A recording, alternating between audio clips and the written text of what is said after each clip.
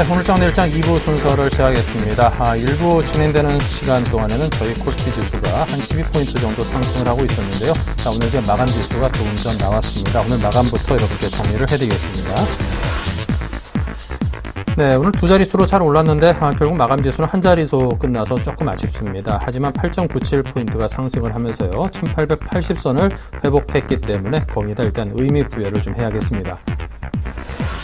투자 주체별로 보면요. 외국인이 소폭이나마 사들여줬죠. 284억 원어치를 샀고요. 기관이 매수 물량을 좀 더 늘렸군요. 1375억 원의 순매수입니다. 반면 코스닥은 오늘 약보가 되었습니다. 0.73포인트 아주 소폭 내렸습니다. 투자 주체별로 보면 외국인이 상당히 적극적인 매수를 해줬습니다. 100억 가까이 사들여줬고요. 기관과 개인은 팔긴 팔았을 때 소폭 아주 조금 팔았습니다. 원달러 환율은 3.3원이 내리면서 1118.4원으로 평평한 움직임을 보였습니다.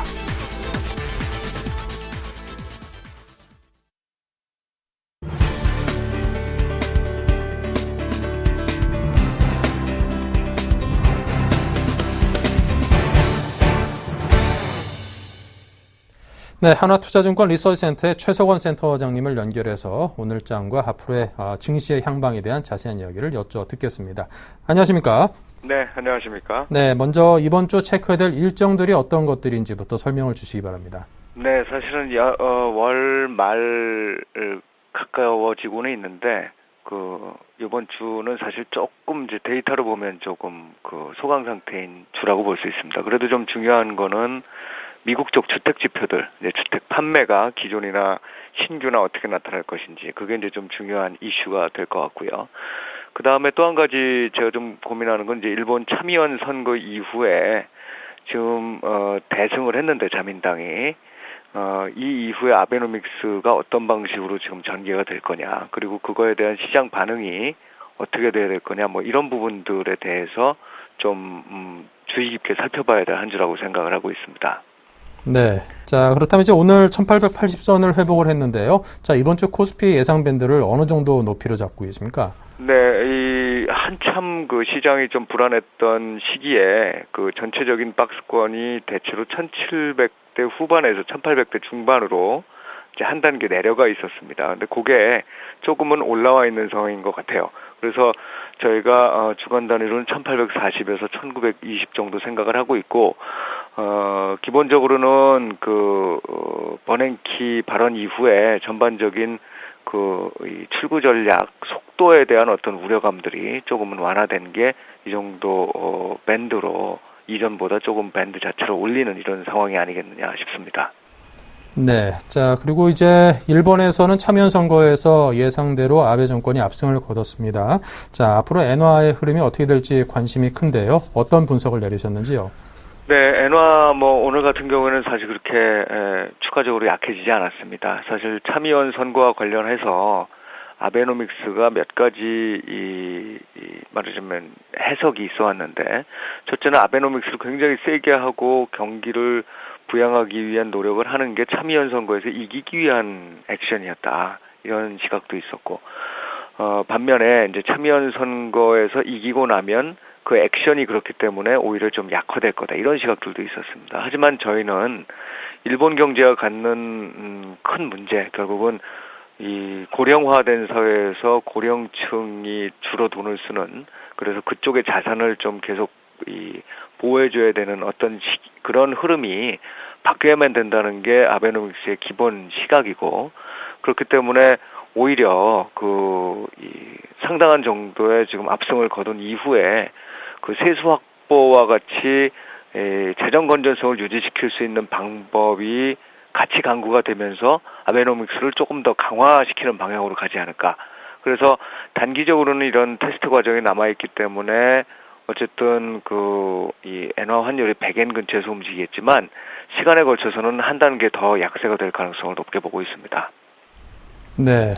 자, 그렇다면 이제 엔화 약세가 상당 기간 전개가 될 경우에 우리 국내 수출죄는 분명 반가운 소식은 절대 아닐 것 같습니다. 자, 국내 수출죄에 미칠 영향과 앞으로 전망, 전략 등등 종합적으로 들려주십시오. 네. 이번에도 진행이 됐지만 사실 수출주 쪽에서 특히나 기계 부품이나 자동차 뭐 또 다른 부분들도 있겠죠. 이런 쪽들이 그 상대적인 어떤 경쟁력을 좀 잃어가는 모습들을 볼 수 있었습니다. 단 이제 엔화 약세 후에 벌써 반년이 흐르고 있습니다.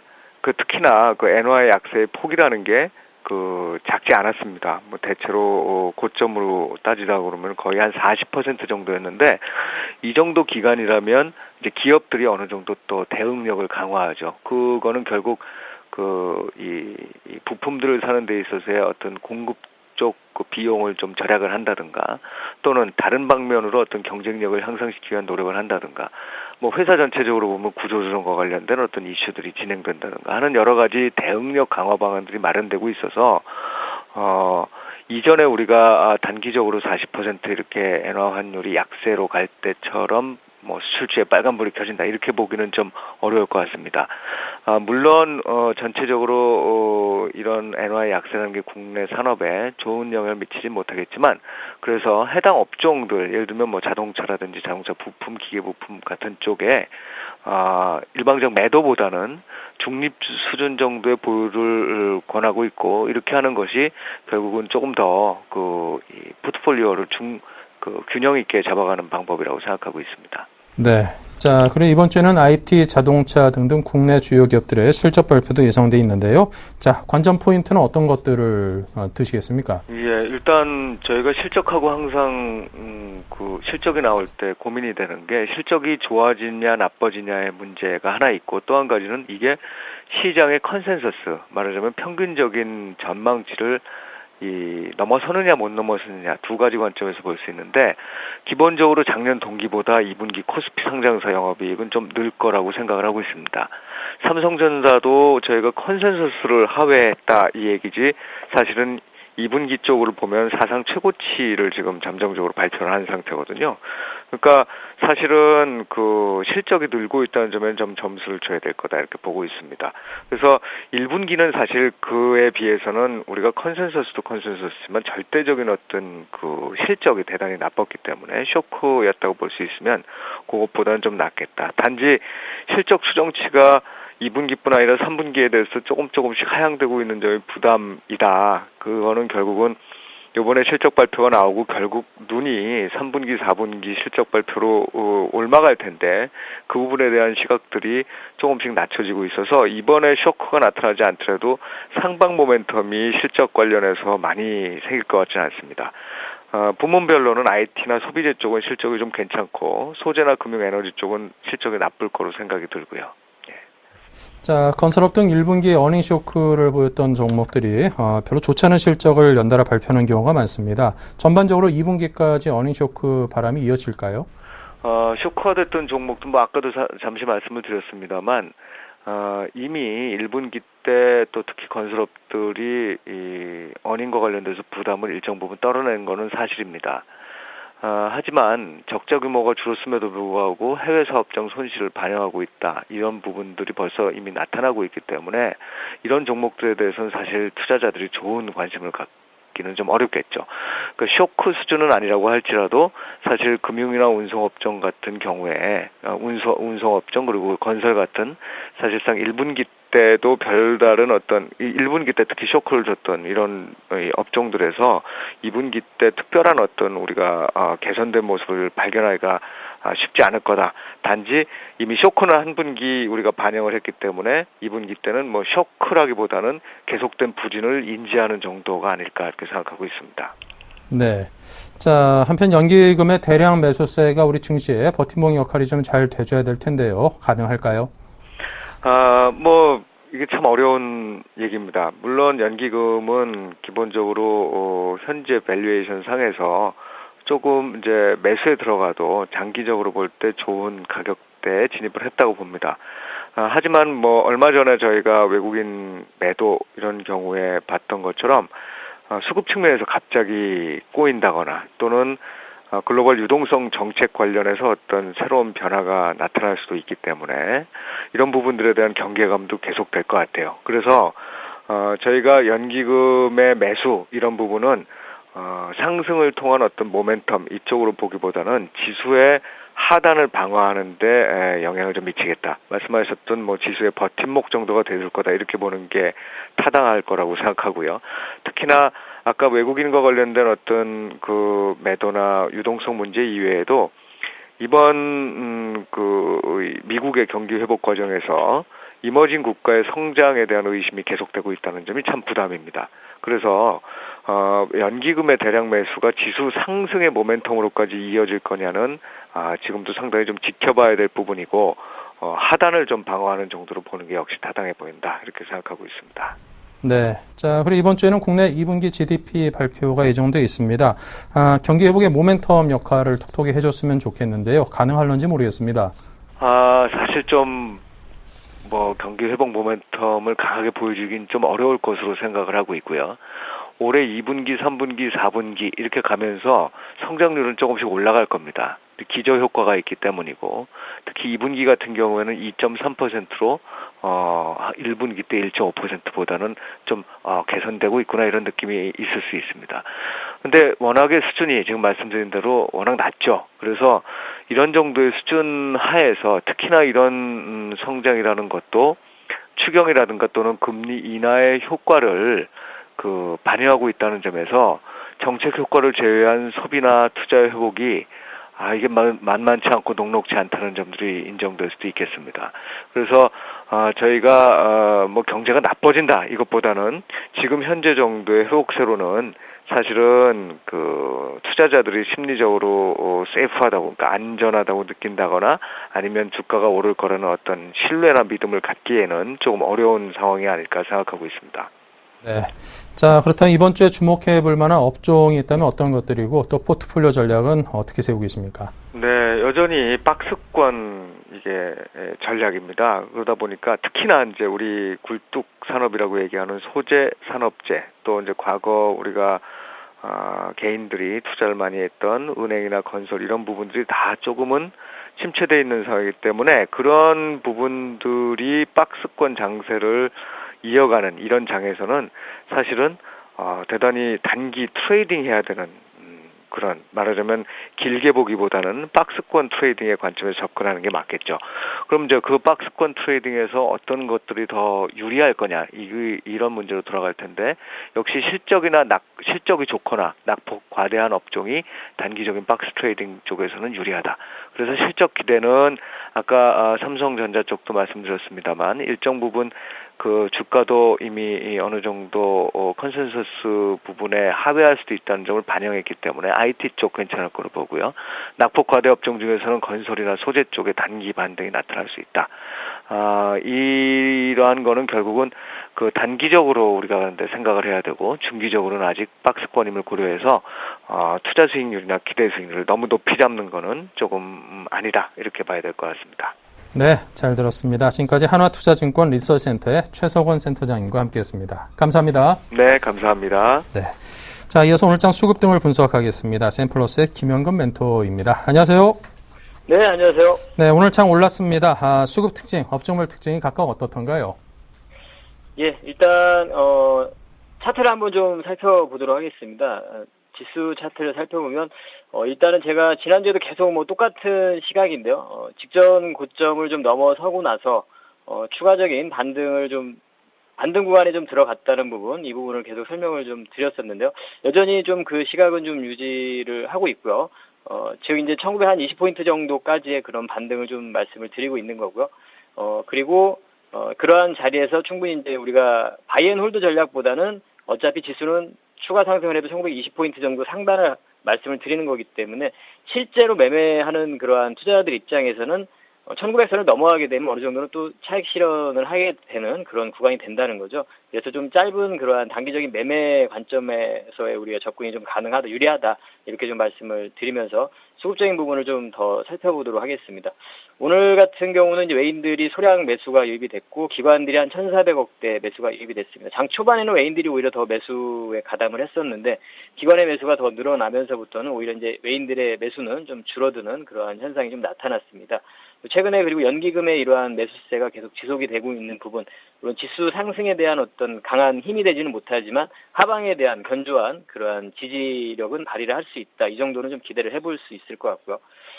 그리고 이제 코스닥 같은 경우는 오늘 외인들의 이 매수세가 소량 좀 유입이 됐고, 기관은 좀 매도가 좀 나타났고요. 여전히 뭐 코스닥 쪽에 대한 부분은, 이러한 외인들의 매수에 대한 그 부분이 진행이 좀 되고 있다. 종목별로의 그러한 성장이 기반이 되고, 실적이 기반이 되는 종목들의 그러한 트레이딩은 여전히 좀 가능하다, 이런 부분도 말씀을 드리도록 하겠습니다. 그래서 여전히 그러한 종목별로의 그러한 흐름이 가능하고, 코스피 쪽에서는 향후에 좀 추가적인 반등, 그런 반등에 대한 그런 섹터에 대한 부분은 잠시 후에 특징적인 종목을 좀 드릴 때 더 구체적으로 좀 말씀을 드리도록 하겠습니다. 그리고 당분간 지금 현재 이 특징적인 그러한 모습을 보면 IT 쪽이 약간 좀 주춤하는 현상이 좀 나타나고 있고요. 자동차도 직전 고점 앞에서의 그런 좀 주춤하는 모습이 나타나고, 일본의 이제 참여연 선거가 끝났기 때문에 향후에 엔화에 대한 그 흐름을 계속해서 우리가 주시를 좀 해야 될 필요가 있겠죠. 영향을 좀 당연히 좀 그동안의 그러한 엔저에 대한 부분에 대한 영향, 그리고 향후에 또 엔저가 좀 지속이 될 것이라 이런 부분을 또 알고 있기 때문에 기업들의 어떤 그 약간의 그 영향력 부분은 좀 덜할 것이라고 예상이 됩니다만, 그래도 엔화에 대한 부분은 계속해서 좀 관찰을 해봐야 될 것 같습니다. 그래서 그러한 구간에서 자동차주들에 대한 엔화에 대한 환율에 대한 부분을 계속 주시를 좀 해야 될 것 같고요. 그리고 나머지 민감주들, 한 2주 전부터 말씀드린 조선업종에 대한 그러한 반등이 계속 지속이 되고 있고, 오늘 같은 경우는 건설 쪽도 상당히 세게 반등을 줬습니다. 이번 주에 대체적으로도 실적 발표를 앞두고 있는 상황이죠. 분명히 실적은 그다지 뭐 좋지 못하리라고 보여지는데요. 삼성 엔지니어링 같은 경우 어닝 쇼크도 나온 상태인데, 오히려 이제 발표하고 나서 반등을 주고 있습니다. 물론 오늘 취득세 관련된 그런 이슈가 좀 나타나면서 좀 단기적인 또 반등 구간이 좀 들어갔다고 보여집니다. 그리고 뭐 화학주들도 지금 반등 구간에 지속이 되고 있는 상황이고요. 그래서 특징적인 큰 틀의 그런 특징을 좀 보자면, IT와 자동차가 계속해서 좀 주춤을 한 구간에서 여타의 다른 민감주들이 좀 상승을 하고 있다는 거죠. 그렇게 본다면 지수에 대한 추세적인 상승은 어렵다는 부분을 우리가 좀 생각을 할 수가 있을 것 같고요. 그러한 단기적인 반등 구간에서 반등을 주고 있는 그 민감주들의 반등을 좀 노릴 수가 있는 단기 매매라고 봐야 되겠죠. 그런 것이 가능할 것이고, 그리고 그 구간에서 오히려 좀 긴 시각으로 보는 투자자들 같은 경우에는 현재 지금 IT나 이런 쪽이 조정이 나올 때 다시 한번 종목별 선별을 해서 접근할 수 있는 그런 투자의 기회도 노려볼 수 있는 그런 시기라고 생각을 합니다. 시장에 대한 부분은 이렇게 좀 정리를 해드리도록 하겠습니다. 네, 시장에 대한 정리를 들었고요. 자, 이제 종목에 대한 이야기를 좀 들어보죠. 예, 오늘 특징적인 종목으로는 이제 현대중공업, 그리고 두산인프라, 현대건설 세 종목을 좀 잡아봤는데요. 일단 현대중공업 같은 경우는 조선업종에 대한 부분은 한 2주 전부터 말씀드리지만, 유로존 경기 회복에 대한 기대 부분으로 인한 수주에 대한 기대감, 하반기에 업황 회복 개선에 대한 그런 기대감으로 해서 계속 좋은 흐름이 좀 나타나고 있습니다. 수급적인 부분을 좀 살펴봐도 오늘 현대중공업 같은 경우는 상당히 거래도 많이 세게 유입이 됐는데요. 매수의 주체는 역시 기관이 되고 있습니다. 연기금에서 좀 주로 해서 매수가 좀 유입이 되고 있습니다. 오늘 같은 경우도 상당히 큰 금액의 매수세가 좀 유입이 됐습니다. 추가적인 그러한 반등, 더 장기 평선을 좀 돌파를 시도하는 그러한 흐름이 좀 나타날 거라고 보고 있는데, 다만 이제 신규 매수 관점에서는 이런 21선과의 이격이 좀 벌어졌기 때문에 이러한 부분에서는 단기적인 또 조정 구간에 좀 나타날 수 있다. 한두 차례 더 추가적인 상승이 가능하겠지만 신규 매수의 자리는 아니라는 부분은 좀 말씀을 드리도록 하겠고요. 즉 이제 보유한 저점에서 잘 매수를 한 투자자들 같은 경우에는 단기적으로 어느 정도 차익 실현을 좀 노릴 수 있는 그런 구간이 될 것이고, 신규 매수 관점에서는 또 조정 시에 매수를 할 수 있는 그 구간을 좀 기다려야 되겠죠. 이러한 좀 차트를 좀 길게 보면 장기적인 하락 추세이기 때문에 저러한 구간을 단기간으로 뚫고 강하게 올라가기는 주식의 속성이라는 건 좀 어렵습니다. 그래서 그러한 부분들을 조금 고민을 해야 되는 그러한 구간인 것 같습니다. 어쨌든 이러한 섹터들이 좀 반등이 나오고 있다. 조선업종에 대한 좀 민감주 중에서는 중기적으로 우리가 관심을 가질 수 있는 섹터가 되지 않을까, 이렇게 계속해서 좀 보고 있고요. 현대중공업 같은 경우에는 지금 현재는 이제 추가적인 반등이 가능하지만 단기 조정 구간에 좀 들어가는 구간이기 때문에 신규 매수는 조금 주의를 하자, 이런 관점에서 좀 말씀을 드리도록 하겠고요. 그 다음에 이제 두 번째 종목으로 두산인프라코어입니다. 기계업종 종목이죠. 마찬가지죠. 상당히 장기간 동안 소외됐던 종목들이 지금 올라오는 그러한 흐름들입니다. 오늘 두산인프라 같은 경우 수급적인 부분을 봐도 기관이라든가 외인도 좀 매수가 유입이 됐네요. 결국에 저가 매수세들이 계속 유입이 되고 있는 건데, 내용적인 부분을 좀 보면은 현재 지금 기존에 이제 두산인프라 중국 쪽에 상당히 의존도가 심했었는데, 최근에는 미국의 경기 회복이 좀 진행이 되면서 대중국 비중보다는 오히려 대미 의존도가 좀 커지고 있는 그런 상황입니다. 그래서 이러한 부분을 봤을 때 미국의 경기 회복에 대한 기대감들이 좀 반영이 돼가고 있다. 그래서 현재 지금 추가적인 반등이 가능하다고 생각이 들고요. 즉 이제 반등 트레이딩이 가능하다는 거죠. 중기적으로 어떤 추세적인 상승을 노리는 그러한 부분보다는 단기적인 반등의 트레이딩이 가능하다. 이러한 종목이기 때문에 현 구간에서 그러한 단기 매매가 가능한 그러한 섹터라고 종목이라고 좀 소개를 좀 해드리도록 하겠고요. 세 번째 종목은 바로 현대건설입니다. 오늘 건설주들이 상당히 오랜만에 좀 반등을 줬습니다. 삼성 엔지니어링도 상당히 세게 반등을 줬는데요. 이번 주에 대부분 건설주들의 그 실적 발표를 앞두고 있습니다. 그래서 현대건설 같은 경우가 그나마 건설주 중에서는 가장 좀 양호하리라고 보여지는데요. 오늘 이슈가 됐던 부분은 정부의 취득세 인하 확정 부분이죠. 인하의 폭까지는 아직까지는 다음 달 정도 돼야지 구체적으로 좀 나타나겠지만 어쨌든 인하를 한다는 부분은 좀 확실한 부분이라고 판단이 듭니다. 그래서 단기적인 그러한 또 역시나 단기 반등의 어떤 추가적인 반등이 좀 가능하다고 봅니다. 단기 모멘텀이 되리라고 보고 있고요. 그리고 좀 보수적인 투자자들 같은 경우는 실적을 발표하고 나서 그리고 나서 관심을 가져도 될 것 같습니다. 즉 이러한 종목들이 좀 추가적인 어떤 반등 구간에 있다. 그 구간에서 오히려 좀 IT라든가 이런 쪽은 다시 한번 종목별로 선별해서 우리가 접근할 수 있는 그런 투자의 아이디어도 좀 얻을 수 있을 것 같습니다. 이상입니다. 네, 자 이렇게 해서 오늘도 현대중공업, 두산인프라코어, 현대건설 세 종목을 특징주로 꼽아서 김영근 멘토로부터 설명 들었습니다. 감사합니다. 예, 감사합니다. 네.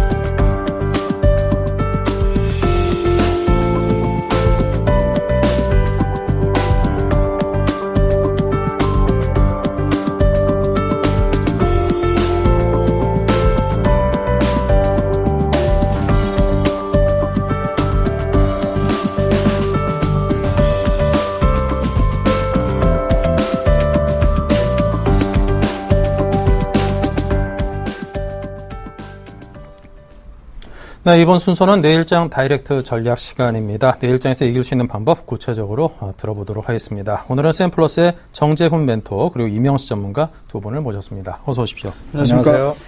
네, 먼저 오늘 준비된 다이렉트 전략들부터 정리해보죠. 네, 주식을 살까 종목 선정법은 뭘 살까입니다. 네, 이에 대해서 정재훈 멘토께서는 시장 변동성의 큰 폭을 예상했군요. 단기 5일선, 21선의 우상향 종목 접근을 골랐고요. KH바텍을 종목으로 선정했습니다. 이명수 전문가는 대외 변수를 점검하자, 그리고 구조 조정과 실적 개선주에 주목하자고 했습니다. 종목은 두산입니다. 네, 계속해서 두 분의 다이렉트 전략을 하나하나 풀어보겠습니다. 먼저 주식을 살까에 대해서 정재훈 멘토께서는 시장 변동성이 큰 폭으로 좀 움직일 것을 예상하시는 것 같은데요. 예, 이번 주 한 주 동안에 좀 이슈거리들이 좀 많습니다. 실적 시즌으로 좀 돌아왔는데요. 우선적으로 미국 기업의 S&P 기업 기준으로 따져봤을 때 S&P 500 기업 중에서 30% 이상이 일단 이번 주에 실적 발표를 좀 진행을 앞두고 있는 그런 상황들입니다. 대부분의 지금 현재 실적이 기대치 이상 좀 나와주고 있는 그런 부분들인데요. 그 속을 좀 파보게 된다면 2분기에 대한 실적이 그렇게 썩 좋지는 않았기 때문에 하향 조정을 했었습니다. 거기에 따라서 예상치를 상회하는 그런 실적들이 상당히 양호하게 좀 나타났었는데요. 그러한 모습들이 이번 주 동안에도 일단 나타날 것이다라고 좀 보셔도 좋을 것 같습니다. 애플의 실적 발표가 화요일 날 일단 앞서 놓고 있는 그런 상황들인데요.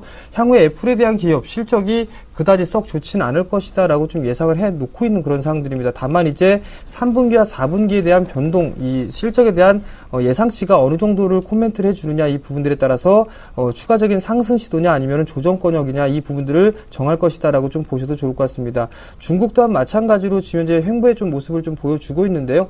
일단 대외적인 변수만 보더라도 일단 미국에 대한 부분들, 기업의 실적 부분들, 부분들, 그 다음에 중국 같은 경우는 어느 정도 지표 발표라든가 이런 부분들을 좀 본다면 어느 정도 투자에 대한 도움이 되지 않을까라고 좀 보셔도 좋을 것 같습니다. 다만 이제 여기서 좀 안 좋은 기사거리나 안 좋은 소식이 좀 나타났을 경우에는 분할 매수 포인트로 접근을 해도 좋다라고 좀 말씀을 드리고 싶습니다. 어느 정도 많이 빠져있는 그런 상황들이고 바닥을 다져 나가고 있는 그런 국면이 지속이 되고 있다라는 부분들, 환율적인 이런 부분들을 놓고 봤을 때는 어느 정도 안정적으로 좀 움직이고 있다라고 좀 보셔도 좋을 것 같습니다.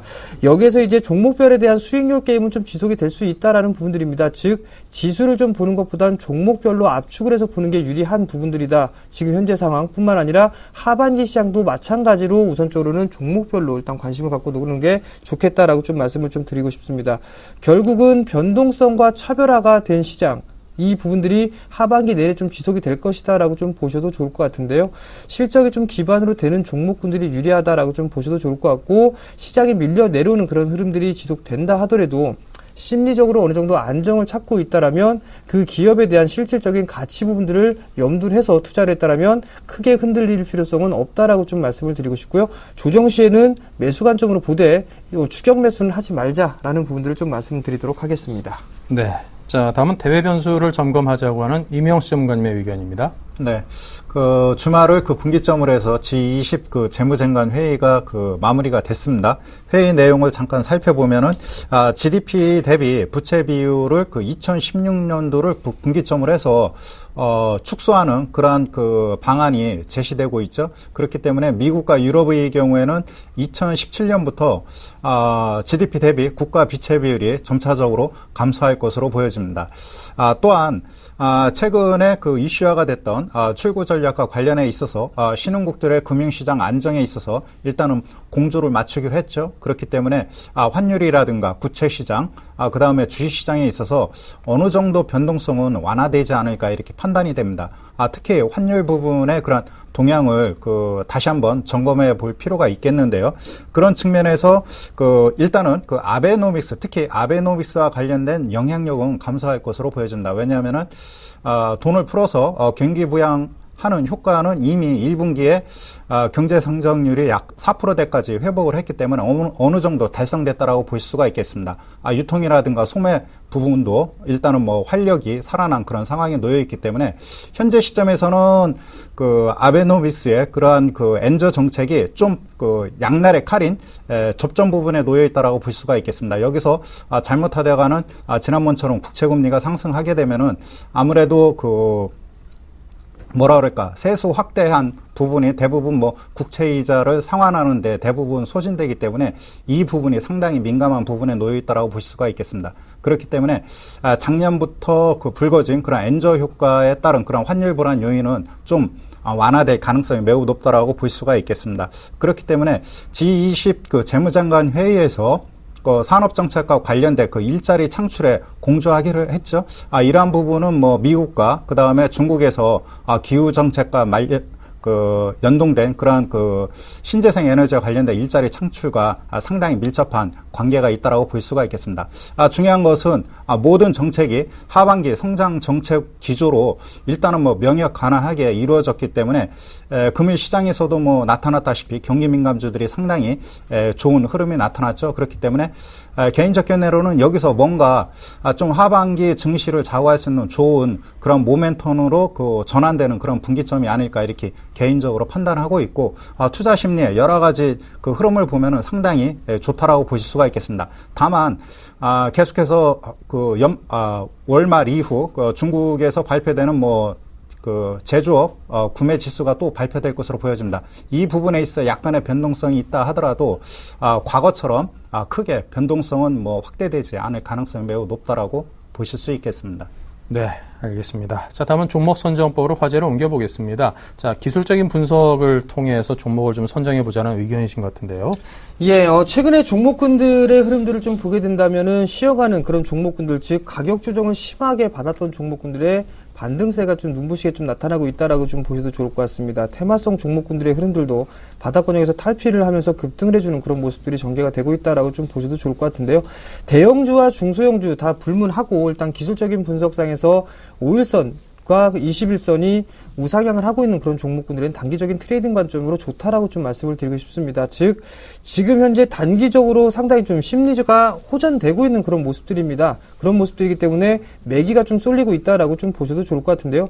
여전히 수익률 게임이나 이런 부분들을 보게 된다면 대형 섹터들보다는 중소형주 섹터가 좀 더 유리하다라고 좀 말씀을 좀 드리고 싶습니다. 대부분의 이슈와 그리고 재료들을 좀 보유하고 있는 그런 종목군들이 최근 시장까지도 상당히 좀 탄력적으로 좀 움직이고 있는 그런 모습들이 전개가 되고 있고요. 뿐만 아니라 테마성의 흐름들까지도 지속이 되고 있다라고 좀 보셔도 좋을 것 같습니다.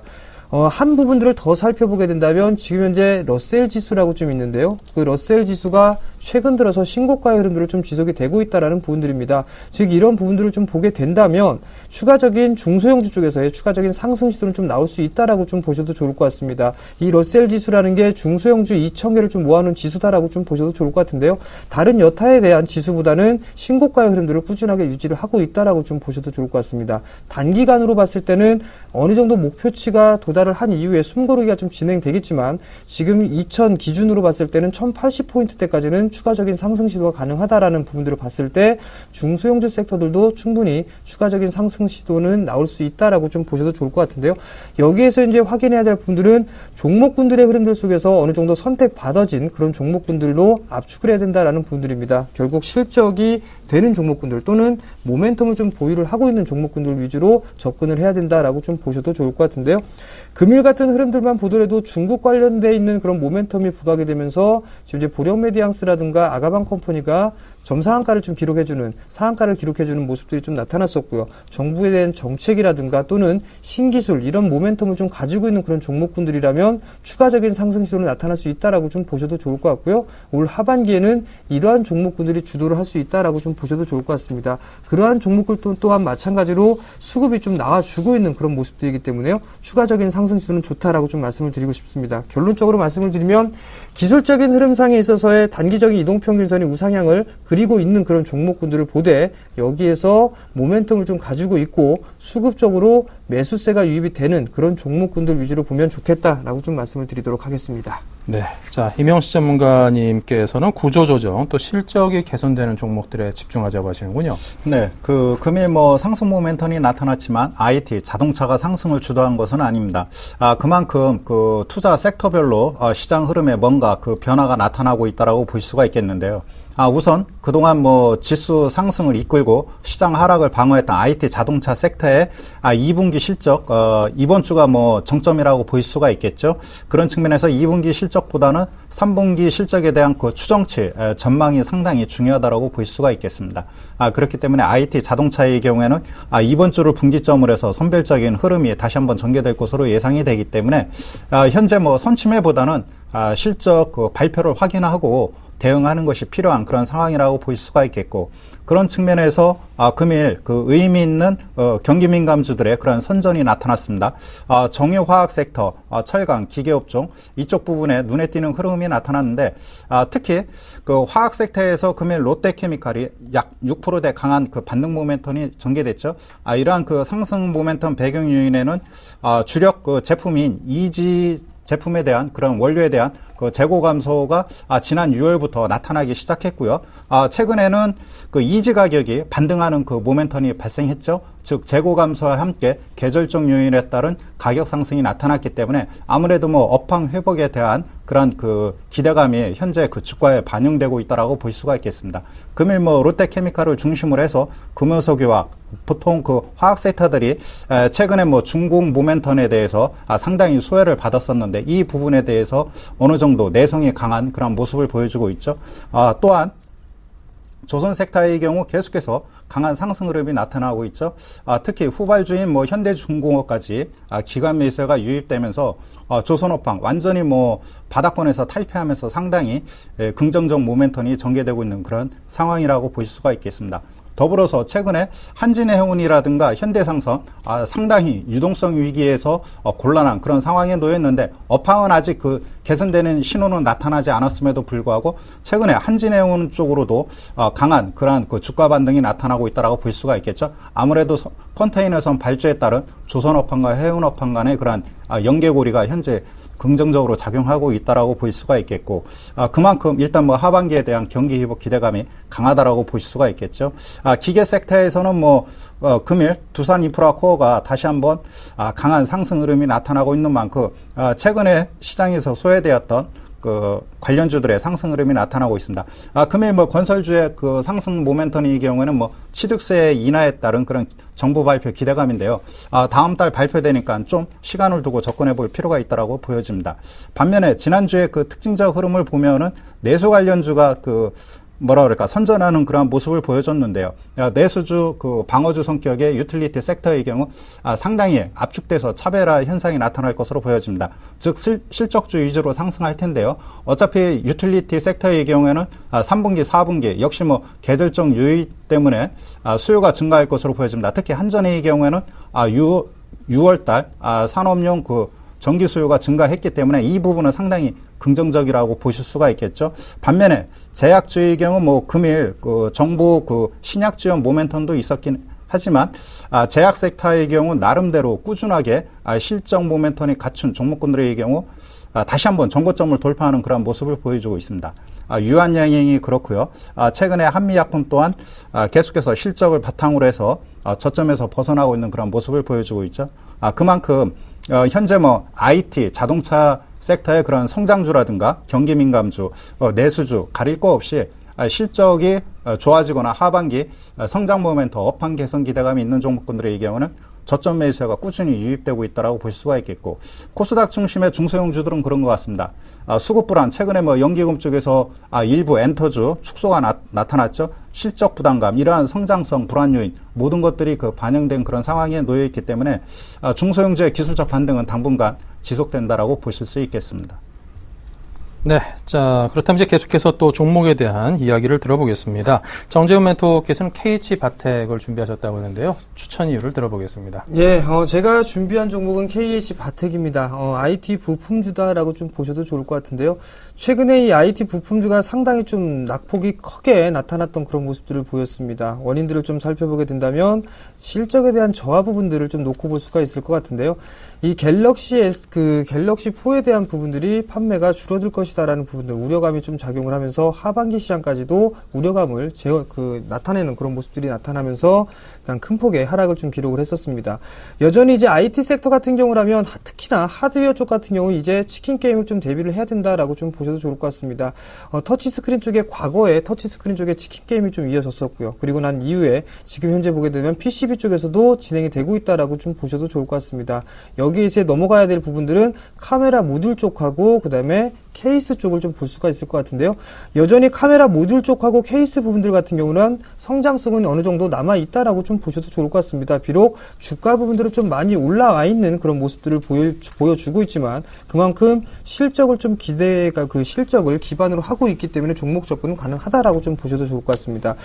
지금 현재 이 실적 부분들 그리고 신규 거래처 확보가 상당히 좀 양호하게 나타나고 있다라고 좀 보셔도 좋을 것 같은데요. 지금 현재 KH바텍 같은 경우는 2분기 어닝 서프라이즈를 좀 예상을 하고 있는 그런 상황들입니다. 지금 현재 거래처 부분들 매출에 대한 증가폭이 상당폭 진행이 되고 있다라고 좀 보셔도 좋을 것 같고요. 국내에 대해서 삼성 쪽에서 신제품 효과가 2분기 때는 나타날 수 있다라고 좀 보셔도 좋을 것 같습니다. 뿐만 아니라 해외 거래선이 좀 확대가 되고 있는 그런 모습들인데요. 지금 동사 같은 경우라면 지금 중국 쪽 중저가 스마트폰 시장 쪽으로 현재 진입을 하고 있는 그런 상황들이고 가시적인 성과를 좀 나타내고 있다라고 좀 보셔도 좋을 것 같습니다. 그 부분들로 인해서 매출 기준으로 2배 이상 증가를 좀 할 것으로 예상을 하고 있고요. 작년 같은 경우는 실적이 그렇게 썩 좋지는 않았지만 올해 같은 경우는 작년 기준으로 해서 영업이익 기준에서 약 1000% 가까이 증가를 할 것으로 좀 예상을 하고 있습니다. 스마트 기기가 그렇게 썩 좋은 부분들이 아니라면 그 다음에 이어져 나올 수 있는 부분들은 바로 태블릿 PC 쪽이다라고 좀 보셔도 좋을 것 같은데요. 스마트 기기와 그 다음에 태블릿 PC의 성장성 이 부분들을 놓고 보게 됐을 때 KH바텍은 추가적인 상승 시도는 좀 나올 수 있다라고 좀 보셔도 좋을 것 같습니다. 자, 수급적인 전략을 좀 보면서 말씀을 좀 드리도록 하겠는데요.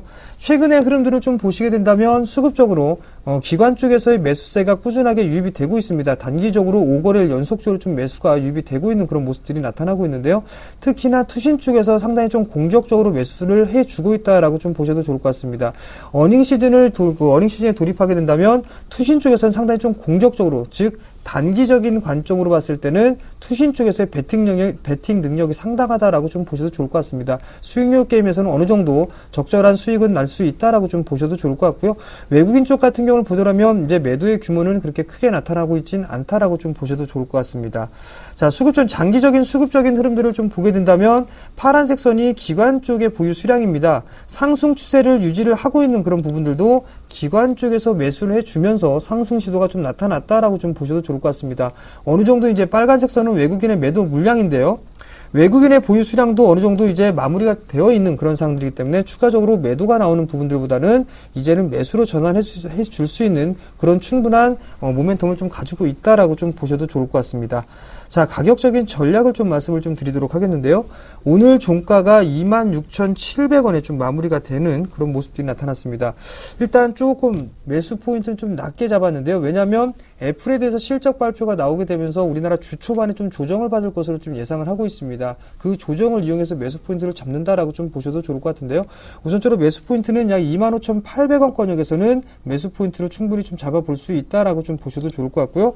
목표가는 우선적으로 단기적으로 전고점 부근인 29,000원을 좀 제시를 해드리도록 하겠고요. 손절가는 23,700원이 이탈이 되면 손절로 대응을 하도록 하겠습니다.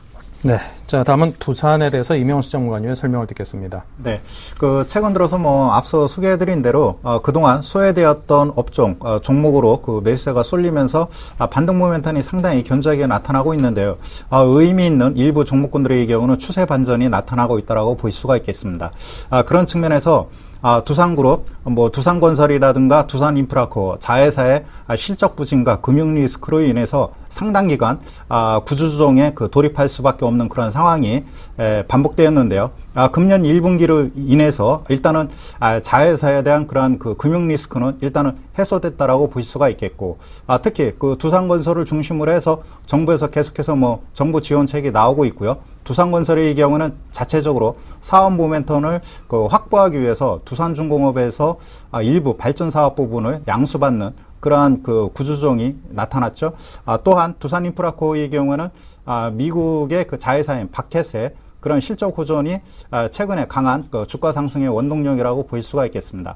과거에는 중국에 대한 굴착기 부분, 중국 사업 비중이 영업이익의 한 50%를 넘었는데 최근에는 15%까지 낮아졌고요. 반대로 미국의 그러한 바켓의 영업 비중은 1분기 60%를 넘어섰습니다. 그렇기 때문에 이러한 모멘텀은 당분간 지속될 가능성이 크겠고요.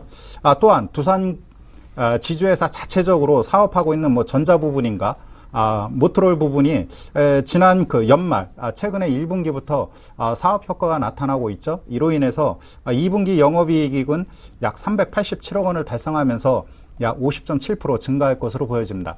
2분기 대표적으로 어닝 서프라이즈 관련 종목이라고 보실 수가 있겠습니다. 차트를 한번 보도록 하겠습니다. 차트를 보시면은 금일 13만 원대에서 상승 탄력이 둔화되고 있는 모습을 보여주고 있는데, 주가를 보면은 지난 4월달 일단은 11만 7천 원대에서 의미 있는 주가 전점이 형성이 됐다라고 볼 수가 있겠고요. 자회사에 대한 그런 턴어라운드 기대감이 지난 5월달 반영된 이후 현재 눌림목 조정이 진행되고 있다라고 볼 수가 있겠습니다. 그렇기 때문에 현재 국면에 있어 적어도 13만 2천 원대 이하에서는 충분히 분할 매수할 수 있는 좋은 시기라고 볼 수가 있겠고요. 손절 가격은 중기 이동 평균선인 60일선이죠. 12만 9천 원대를 이탈할 시에는 좀 기간 조정이 길어질 가능성을 염두에 두고 일단은 투자 비중을 조절할 필요가 있겠고요. 목표 가격의 경우에는 단기적으로 일단은 5월달 전고점대인 14만 원대를 돌파하는 그러한 흐름이 당분간 이어져갈 가능성이 크다라고 보실 수가 있겠습니다. 의외로 상승 탄력이 빠르게 전개될 가능성도 있기 때문에 분할 매수의 관점으로 일단 대응하시기 바라겠습니다. 네. 자, 계속해서 지난 종목에 대한 AS를 들어보겠습니다. 정재현 멘토께서 추천하시던 포스코 캠텍은 매수가에 안타깝게도 미도달을 했습니다. 자, 이 종목에 대해서 어떻게 할런지 일단 여쭤보도록 하죠. 네, 최근에 2주 동안 연속적으로 포트에 편입이 안 됐습니다. 네, 일단 오늘도 지금 한 200원 올랐고요. 예, 일단 상대적으로 좀 보수적으로 좀 잡아들인 것 부분들이 좀 있을 것 같은데요. 일단 포스코 캠텍 같은 경우라면 어느 정도 추세가 이제 돌아서는 그런 모습들이 좀 나타나고 있다라고 좀 보셔도 좋을 것 같습니다. 여전히 기본적으로 이 기술적인 흐름들 속에서 좀 말씀드렸던 부분들대로 21선이 우상향되고 있는 그런 종목군들이 지금 현재 탄력적으로 좀 움직이고 있다라고 좀 보셔도 좋을 것 같습니다. 일단 무리하게 따라 들어가실 필요성은 없다라고 좀 보셔도 좋을 것 같습니다. 조금 기다리게 된다면 약 12만 5천 원권역까지도 충분히 좀 조정을 받을 수 있다라고 좀 보셔도 좋을 것 같습니다. 어느 정도 한 마디가 상승에 대한 마디가 나온 이후에는 숨고르기가 좀 진행이 된다라고 좀 보셔도 좋을 것 같은데요. 그 자리대에서 분할 매수 포인트를 좀 잡는 게 맞겠다라고 좀 말씀을 드리고 싶습니다. 지난주에 제가 말씀드렸던 12만 5천 원 매수 포인트는 그대로 좀 유지를 하시는 게 좋겠다라고 좀 말씀을 드리고 싶고요. 어느 정도 저항대에 왔기 때문에 조정을 좀 기다리자라고 좀 말씀을 드리도록 하겠습니다. 네, 어느 정도 저항대에 왔기 때문에 조정을 좀 기다리자. 자, 그리고 LG화학은 소폭의 상승세입니다. 오늘도 좀 올랐는데요. 네, 그 의외로 다소 금일 생각지 않게 화학 섹터가 강한 모멘텀이 나타났죠. 이러한 모멘텀은 다시 한번 추세적으로 이어져갈 가능성이 매우 높기 때문에 일단은 눌림목 조정이 지난주에 짧게 기회를 줬다라고 보실 수가 있겠고, 이제는 눌림목 조정 없이 기술적 분석상 29만 원, 30만 원대를 향한 흐름이 전개된다라고 보실 수가 있겠죠. 그렇기 때문에 일단 LG화학 현재 시점에서 따라잡는 그런 추격 매수는 의미 없고요. 일단 29만 5천 원, 30만 원대까지의 안정적인 상승 흐름이 예상되기 때문에 기존에 보유하신 분들의 경우는 계속해서 보유해 나가는 방향으로 대응하시고요. 설사 단기적인 그런 변수로 인해서 출렁거린다 하더라도 정보 소재 부분이 내년 1분기까지 탄탄하고 화학 부분의 경우에는 이제 막 턴 어라운드 하고 있는 그런 그 부분에 놓여 있기 때문에 동요하지 마시고 안정적으로 대응하시기 바라겠습니다. 네, 동요하지 마시고 안정적으로 대응을 해라. 이렇게 가름을 해 주셨습니다. 자, 지금까지 두 분께서 말씀하신 다이렉트 전략을 다시 한번 정리하겠습니다.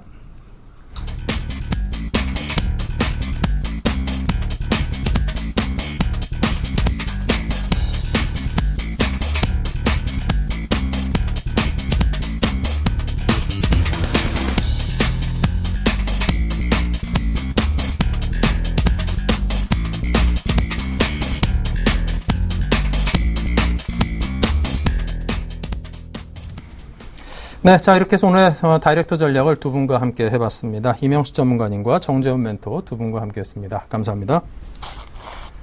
네, 오늘도 오늘장 내일장에서 대외 변수 및 그리고 국내외 기업들의 실적이라든가 국내 변수 등등 다양하게 종합적으로 여러분께 도움될 만한 정보와 분석을 드렸습니다.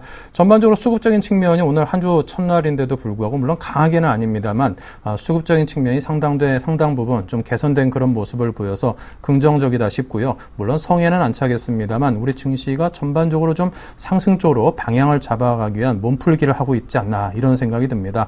기업들의 실적도 물론 어닝쇼크가 나오고 있는 쪽들도 적지 않아 있긴 합니다만 전반적으로 괜찮게 탄탄하게 굴러간다 싶은 느낌이 들고요. 좀 하반기 증시에 대한 기대감을 놓지 마시고 저희 오늘장 내일장과 함께 하시면서 좀 호흡 긴 투자를 한번 해보시기 바랍니다. 지금 아무래도 그런 투자 자세가 필요한 그런 타이밍이 아닌가 싶습니다. 자, 오늘 여기서 인사드리고요. 저희는 내일 뵙겠습니다. 감사합니다.